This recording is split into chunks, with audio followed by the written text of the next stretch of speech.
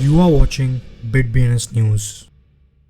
Hello and नमस्कार। अभी market पूरी तरह से वॉलेटाइल है, इसलिए यूजर्स के लिए ये जानना महत्वपूर्ण है कि वास्तव में क्रिप्टो की दुनिया में क्या हो रहा है। क्रिप्टो से जुड़ी क्या खबर है, तो ये सुनिश्चित करें कि आप रोजाना क्रिप्टो समाचार देखें और अपने आप को अपडेटेड रखें। आज की headlines. Cardano based DeFi project Basho swap एक लॉन्च पैड और डेक्स को डेवलप कर रहा है। 50 बिलियन शीब एक शीब वेल द्वारा ग्रैब किए गए। अब उस वेल के पास 4 ट्रिलियन शिबा इनू टोकन है। ईथर स्कैन शीब ईटीएच वेल की सबसे बड़ी होल्डिंग बन जाती है, क्योंकि ईटीएच वेल्स शिबा इनू खरीदते रहते हैं। शिबा इनू ने एफटीटी को भी फ्लिप किया। Singer songwriter Macy Gray ने यूक्रेन को फंड करने के लिए एनएफटी को ड्रॉप किया। एथेरियम वेल ने पिछले हफ्ते $76,300 वर्थ का रैप्ट लूना बाय किया। बिटफार्म्स ने कनाडा में नई माइनिंग सुविधा खोलने के लिए लैंड बाय किया है। कार्डानो के डिफाई हब अर्डाना ने ऑप्टिम फाइनेंस के साथ साझेदारी की। यूक्रेन रूस के इन्वेजन को सिंबलाइज करने के लिए एनएफटी म्यूजियम बनाएगा। पेपाल के सीईओ का मानना है कि क्रिप्टो और ब्लॉकचेन फाइनेंशियल सिस्टम में सुधार करेंगे। टेरा कैपिटलाइजेशन पिछले 24 घंटे में $3 बिलियन बढ़ा। कार्निवल बिटकॉइन पर माइन करने वाला पहला लैटिन अमेरिकन एनएफटी मार्केटप्लेस है। मेक माई ट्रिप ने डोमेस्टिक लैंडस्केप को एक्सप्लोर करने के लिए एनएफटी स्पेस में प्रवेश किया। New Jersey major car dealer अब पेमेंट के रूप में शिबा इनू, बोन और लीश एक्सेप्ट करता है।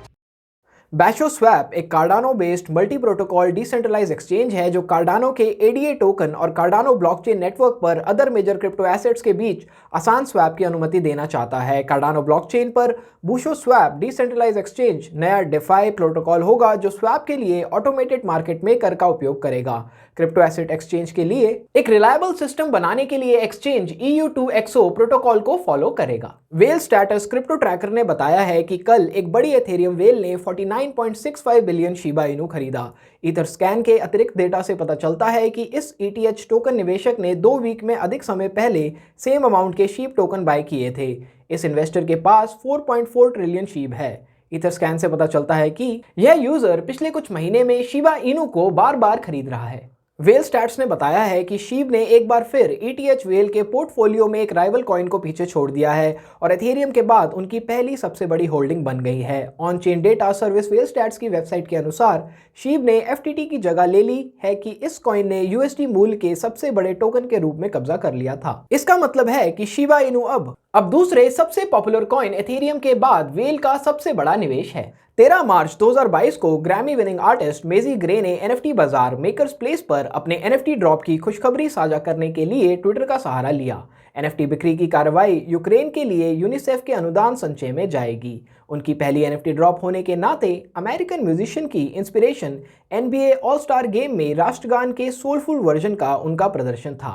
इसके अलावा यूनाइटेड स्टेट्स ऑफ अमेरिका में देखी गई मल्टी रेशियल डाइवर्सिटी को दर्शाने वाले अमेरिकी ध्वज के संयोजन के साथ ग्रे के अनुसार स्टार स्पैंगल्ड बैनर के लिरिक्स सभी के लिए होप और स्ट्रेंथ को दर्शाते हैं। डेली होडल द्वारा प्रकाशित नए ऑन चेन डेटा से पता चलता है कि कुछ सबसे बड़े एथेरियम वेल एथेरियम के मुख्य प्रतियोगियों में से एक रैप्ट लूना पर स्टॉक कर रहे हैं। प्लेटफॉर्म द्वारा कोटेड वेल स्टेटस के लेटेस्ट वीकली फिगर्स के अनुसार 100 सबसे बड़े ETH वॉलेट ने W लूना में भारी निवेश किया।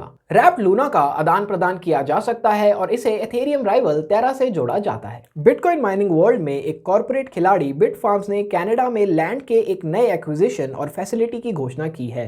परचेज लैंड शरब्रूक क्वेबेक में स्थित है और कंपनी द्वारा जारी किए गए एक प्रेस रिलीज के अनुसार यह देश में कंपनी की अन्य फैसिलिटीज में से एक को बदलने का काम करेगी। कार्डानो के डिफाई पायनियर्स अर्डाना और ऑप्टिम फाइनेंस द्वारा साझा की गई ऑफिशियल अनाउंसमेंट के अनुसार दोनों ने एक स्ट्रेटेजिक पार्टनरशिप में प्रवेश किया है। ऑप्टिम फाइनेंस सबसे बड़े proof of stake network Cardano के लिए एक टॉप लेवल प्रोड्यूस प्रोडक्शन और लिक्विडिटी मैनेजमेंट समाधान होगा। अब अर्डाना में डाली गई लिक्विडिटी का लाभ उठा सकते हैं। यूक्रेन की सरकार यूक्रेन पर रूस के हमले का प्रतीक डिजिटल म्यूजियम के रूप में काम करने के लिए नॉन फंजिबल टोकन का एक संग्रह शुरू करने की योजना बना रही है और विस्तार से बड़े पैमाने पर युद्ध। इस कदम का कुछ लोग डिजिटल एसेट का उपयोग के माध्यम से चल रहे युद्ध में अपनी मिलिट्री एक्टिविटीज को फाइनेंस करने के लिए देश के एक अन्य कदम के रूप में देखते हैं।